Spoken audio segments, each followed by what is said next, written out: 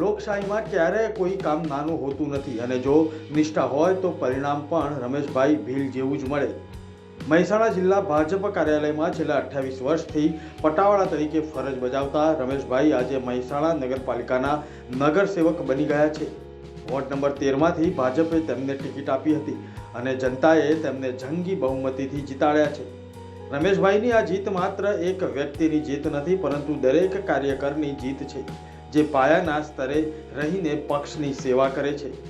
28 વર્ષ સુધી જે ઓફિસમાં તેમણે પટાવાળા તરીકે સેવા આપી હતી, હવે તે જ ઓફિસના નેતાઓ અને જનતા તેમને માનપૂર્વક આવકારશે।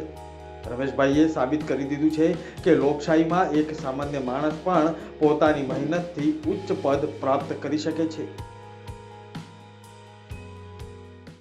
क्या काम करते हो? मैं कार्यालय में सेवक तरीके सेवा बजाता हूँ। इसकी टिकट मिली और क्या करेंगे अभी? मेरे को वार्ड नंबर 13 की टिकट मिली है एसटी सीट पे और मैं बहुत उत्साही हूँ।